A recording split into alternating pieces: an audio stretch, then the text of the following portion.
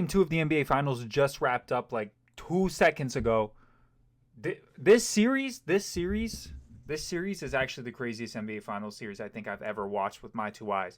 This is gonna go down as one of the best NBA Finals series ever. Whatever team you think is going to win that game is not going to win. That's what this game has taught me. The team you go, oh no, they got this one in the bag. They don't have this. They don't have it in the bag. The only game this whole series that I have felt that way and it's actually gone that way was Game 2 when the Thunder were up like 25. But this game, first off, I want to give flowers to Obi Toppin, to Chet, and then I'm going to screw up his name. I can never pronounce his name. But Mark Dagnall, the coach of the Thunder, sitting Shea is such a risky move. That is the MVP. You want to play him as many minutes as you possibly can. Sitting him early is a very risky move. You can go down big early. Now, I know we've seen some comebacks. We saw a comeback tonight, but you could go down big early, and it's really hard. It's really hard to make those comebacks. But you have the balls to sit Shea, and then you can play him fully rested in the entire fourth quarter, and he balls out. Oh, man. Oh, man. And Shea really wasn't even getting to the line crazy today. I think if you really take away the free throws he took off of those last two loose ball fouls, well, away from play fouls, I think is what they're called. I think he only shot like 6 free throws this game.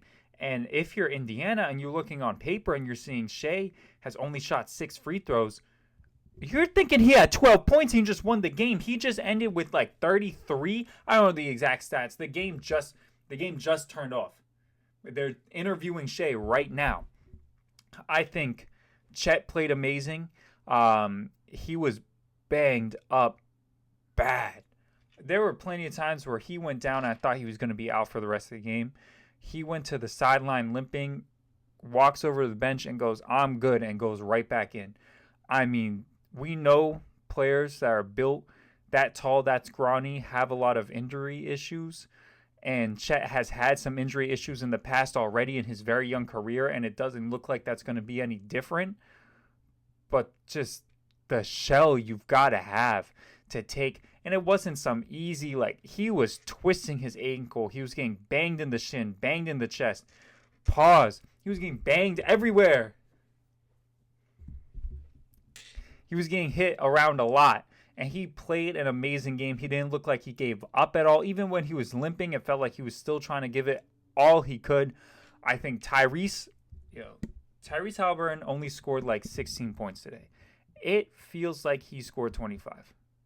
It felt like he scored 25. They put up a graphic of after his like 5th high arching off the top of the backboard layup, and they put up his stats and it said 14 points. I had to look that up. I thought that was wrong. I thought they got it wrong. His impact today, he had 7 assists. He had 2 steals. It really felt like he scored more than he actually did because he did more for the team than he actually did. I think Obi Toppin obviously played fantastic today. He had that block. He had 15 points or something like that. He did have that one. It looked like he had that 1-3 where Tyrese passes it to him and he kind of hesitates and then he has to pass out. Time ends up winding down. Tyrese has to take a really bad shot. And from then on, Obi seemed to flip a switch and was like, I'm not second guessing what I'm going to do anymore. And everything he did seemed so instant, no hesitation, just like instinct. And the threes were falling. He was playing amazing defense. It was to the point where we got close to the end of the game and Carlisle was pretty much forced to check him in. Like, he had to play. Aaron Nesmith fouled out once again. I think he played some good defense. I do think his late 2 fouls were kind of little pushy fouls. They are fouls. I'm not going to act like they're not. They're not fouls I like to see get called late in NBA Finals games. But they are still foul. Hold on, let me turn this off. It's now playing the news. Give me 1 second. It's playing the news now. That does not look good. There's like a homicide in Milton, Massachusetts, or something. That sucks. Anyways, Obi played great. Aaron Nesmith, you know, I think he played decent as well. You want more scoring from him. He only had 8. He's a good shooter. You kind of want him to produce more. Um, Benedict Mathurin, man, I don't know why he was in late in the game. I know Nesmith fouled out, and I understand you don't want to run Shepard or TJ because then you're running pretty small on the wings, and the Thunder are a pretty big team. You know, Shea's a big point guard himself. You got J-Dub, who's big for a 3. Like, you've got pretty big guys on the wings over there. So you don't want to run small with someone like Ben Shepard or TJ, who I think Shepard himself is like 6'2", I believe, and then TJ 6'1". So I understand it. And I don't think the initial call to bring Benedict Mathurin in was bad by any means. But I do think you got later down when he started making those really bad fouls. He had 2 off-play fouls, which I didn't even know that existed. He got 2 of those late. One was just a stupid one, holding very clearly on J-Dub's wrist. The second one was kind of another one that's clearly a foul, where he just runs right into Shea, and then he's got plenty of free throws. He shoots 4 free throws at the end that are crucial free throws, and he only made 1. Now, when he went up for a second free throw, I accidentally just kicked the tripod. I'm so sorry. When he went up for a second free throw, like collective, so his third and fourth free throws, I was thinking if he didn't foul J-Dub on the off-ball foul and he made his first 2 free throws, he's going to the line to potentially tie the game right here.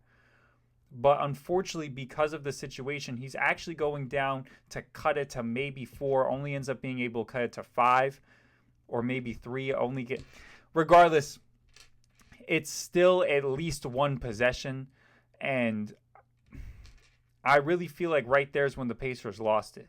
We know this team is capable of making fantastic comebacks, and any other team with 15 seconds left and you're down by 4, I'm turning that game off and I'm going, you know what? This game's over. The chance I'm going to miss something crazy is very slim. This game's over. Love Island, new episode's out tonight. I'm trying to watch that, but I had to finish this first. They are capable of it, and I think Benedict Mathurin really sold that for them. I know he had an amazing game last outing, and it's like he used all of his magic for that. All of his Pacers dark magic was used. Missed a bunch of just huge, really necessary shots. Miles Turner missed an open 3. Tyrese missed an open 3. There's a lot of open shots that the Pacers had to get, and they missed them, and it wasn't even like it rimmed out. They were pretty bad misses. I don't even know if Tyrese's hit the rim.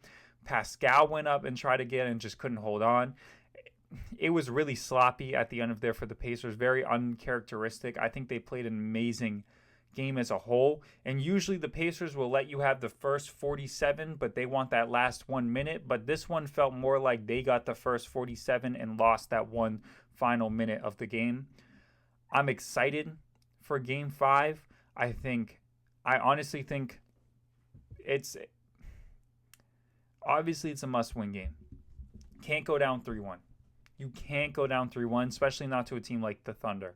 I know the Pacers are a good team. I know they're the master of comebacks, but you just cannot go down 3-1 to a team as stacked as the Thunder. I think it's so crucial that they go into Oklahoma City and they win this game. They need to. And I think if they can do that, I think that sets them up perfect to win Game 6 in Indianapolis. I think if it goes to 7, I think it's going to be the Thunder. So I think you have to win this game. You have to win this next game. Oh my God. No, if you win this next game, it still goes to... What is the score? I can't remember. What is the series at right now? They just tied the series up. No, so if you do win the next game, you can go in and win it in 6. Okay, for some reason I thought... Never mind. So this is still... Disregard what I said about being down 3-1. They're not going to be down 3-1. They'll be down 3-2. I think you need to... I still think it's a must-win game. I don't want to see the series go to 7 for the Pacers. I want to see it go to 7 for myself, for my own benefit. I don't think it's incredibly impossible for the Pacers to win a game 7 in Oklahoma City. I just think you much rather would like to go onto your court with the chance to win the whole thing. The whole thing. You would much rather go onto your home court, especially the way that your role players have been playing here. I think Nesmith is due for a breakout game. Same thing with Ben Shepherd. I think these guys are due for a breakout game. And Miles Turner. Miles Turner has been playing solid, but he hasn't been doing anything crazy. I'm just saying, I feel like if the Pacers make it to Indianapolis for Game 6, up on the series, that could be a Miles Turner, like, you know how Thomas Bryant last series to close it out had like a career game for himself. I could see a Miles Turner game kind of similar. It is really tough because the Thunder have such great bigs. Hartenstein, I cannot believe the universe let them get that man. He is so good. And Chet, he's going to be banged up. I don't think that's really going to stop him too much. Look, he played well today banged up. He's probably going to play well next game banged up and the game after that. So I'm not too worried about that. J-Dub took a scary fall. I'm glad he's okay. I'm rooting for the Pacers, but I'm never rooting for injury like that. So I hope that he's okay. He looks completely fine. I hope that there's nothing bad that we didn't see that he tried to play off. So I hope he's good because the series is not going to be the same without him. I'm excited for Game 5. I cannot wait, but I also cannot wait to watch this Love Island episode. So that's going to be all from me today. Make sure you subscribe. Go follow my Twitter. Go follow my Instagram. My Twitter's Padgett-Day. My Instagram is aka Britain. More content coming soon, hopefully with the off season. I'm looking to do a longer video about just general trades and just where I think each team stands in the off season. A video about upcoming trades. If there's any crazy trade, obviously I'm going to make a response video to that. So definitely stay tuned, and I'll catch everyone whenever next time is.